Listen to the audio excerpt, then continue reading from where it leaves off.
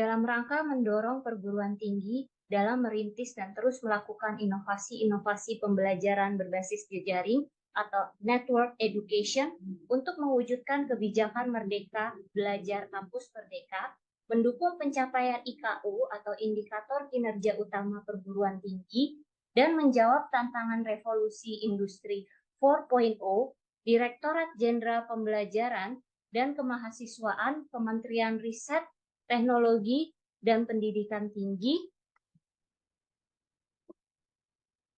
menyelenggarakan Program Bantuan Pembelajaran Daring Kolaboratif atau PDK tahun 2023. Berikut ini adalah implementasi pembelajaran daring kolaboratif 2023 untuk mata kuliah Perencanaan Geometrik Jalan Raya hasil kerjasama antara Universitas Borobudur Prodi Teknik Sipil dengan Universitas Ikro Buru Prodi Teknik Sipil. Selamat menyaksikan video pembelajaran yang sudah kami susun. Terima kasih. Assalamualaikum warahmatullahi wabarakatuh.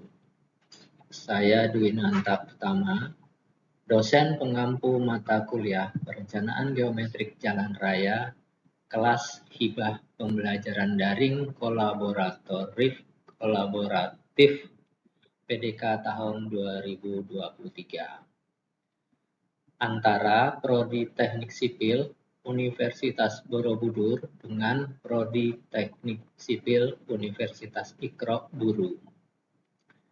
Berikut kami tampilkan video tutorial terkait pengertian geometrik jalan raya.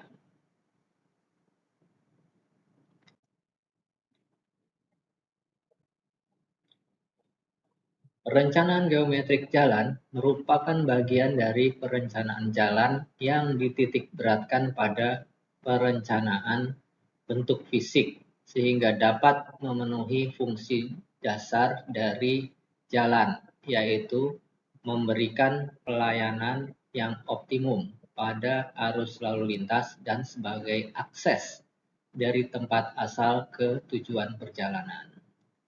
Ruang lingkup perencanaan geometrik jalan tidak termasuk perencanaan tebal pergerasan jalan dan drainasenya.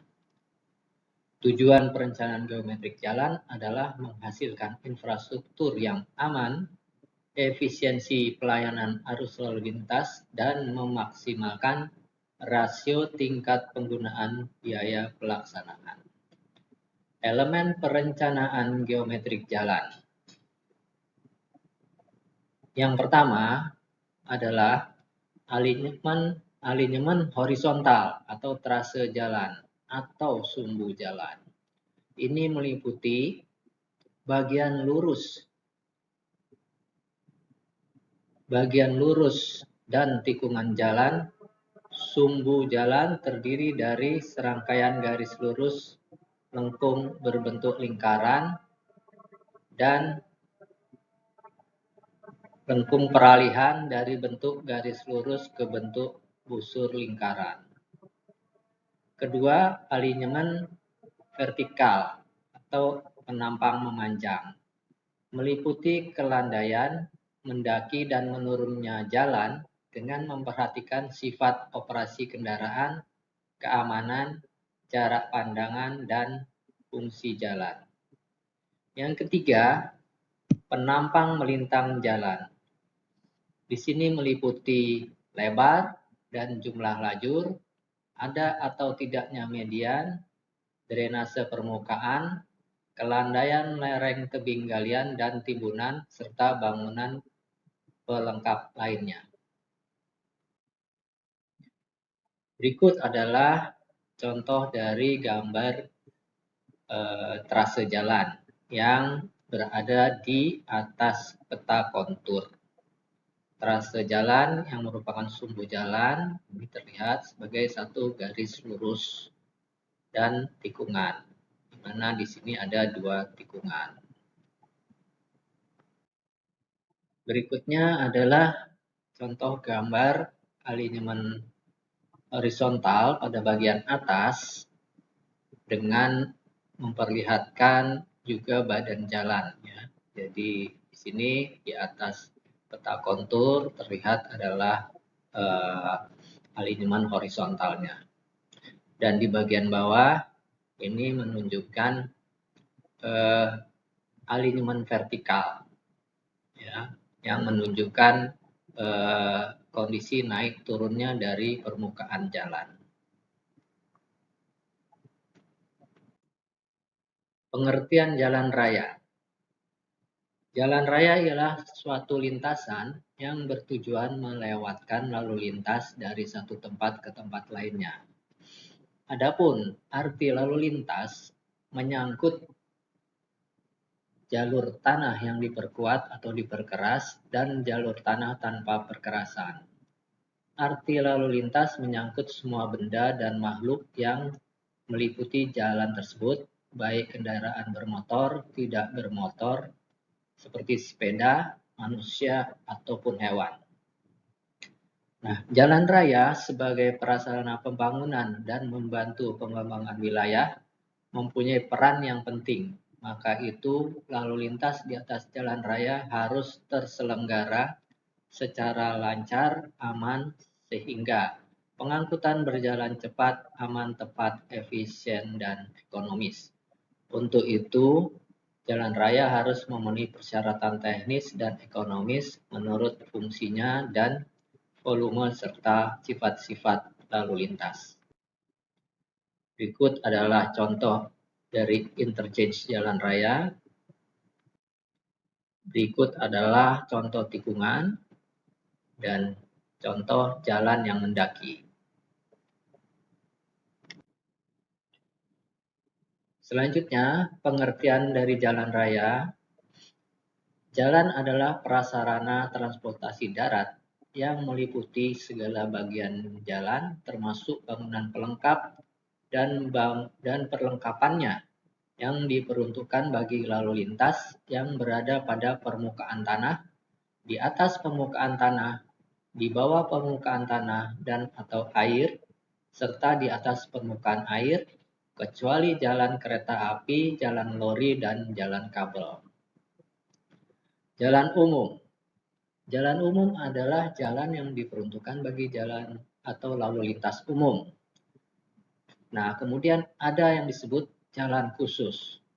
Jalan khusus adalah jalan yang dibangun oleh instansi, badan usaha, perseorangan, atau kelompok masyarakat untuk kepentingan sendiri. Kemudian ada jalan tol.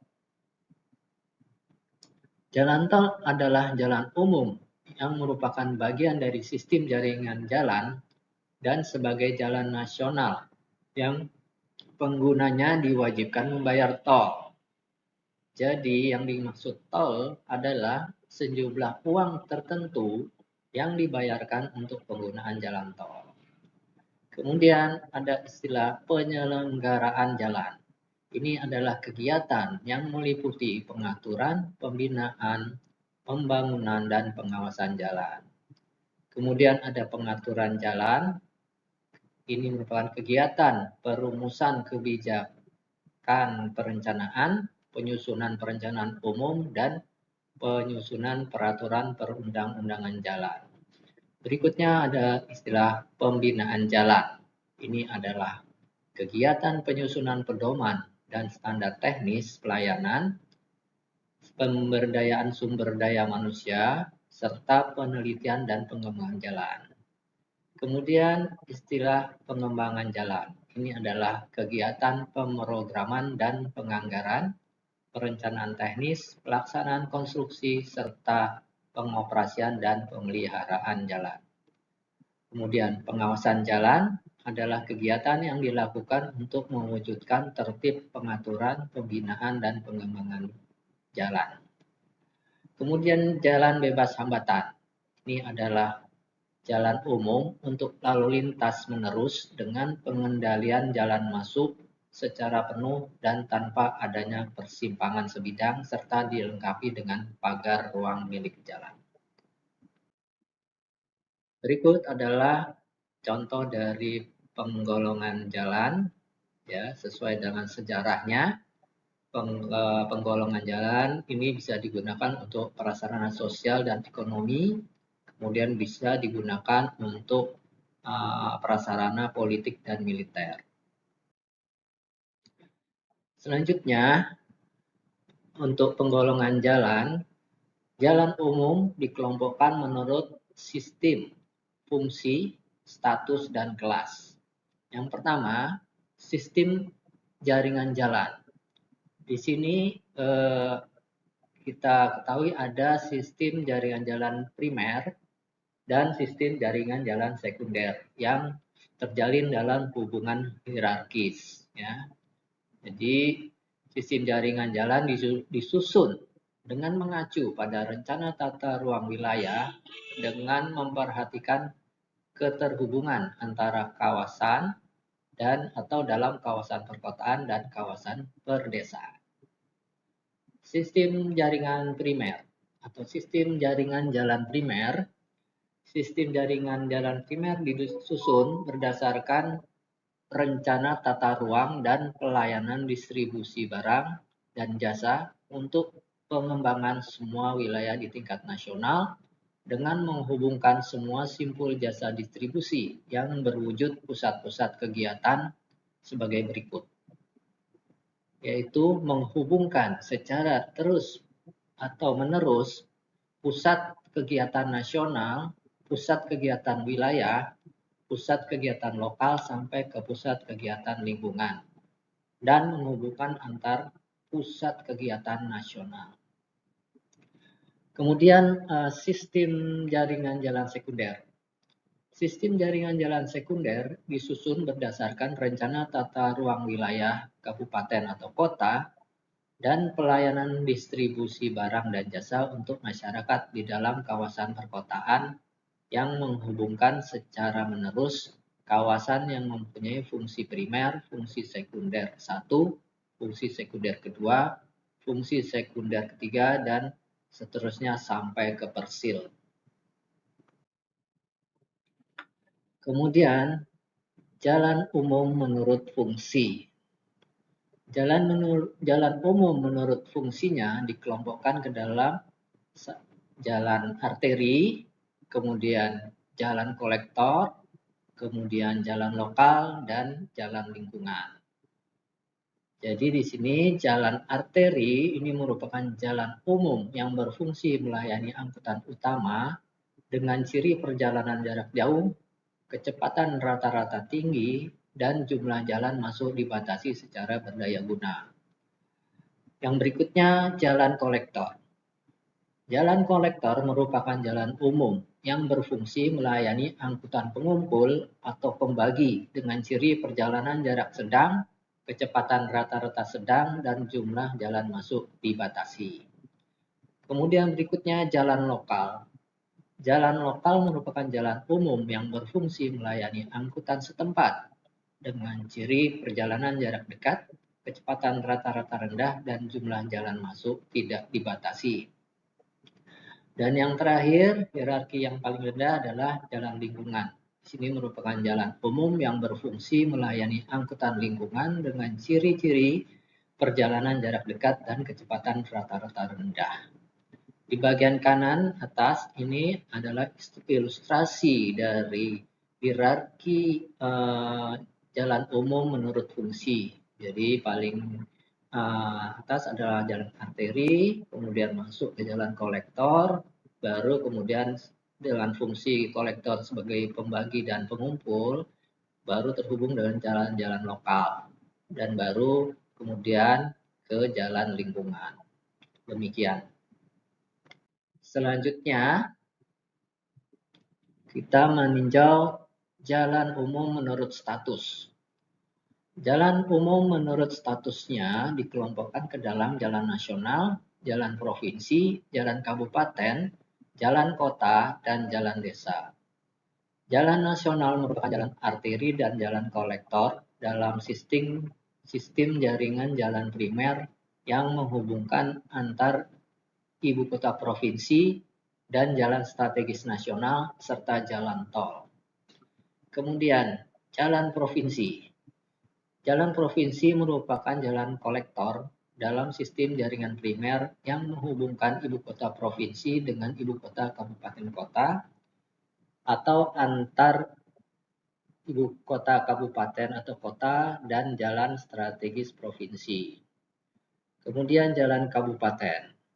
Jalan kabupaten merupakan jalan lokal dengan dalam sistem jaringan jalan primer yang tidak termasuk dalam jalan nasional dan jalan provinsi yang menghubungkan ibu kota kabupaten dengan ibu kota kecamatan, antar ibu kota kecamatan, ibu kota kabupaten dengan pusat kegiatan lokal, antar pusat kegiatan lokal, serta jalan umum dalam sistem jaringan jalan sekunder dalam wilayah kabupaten dan jalan strategis kabupaten.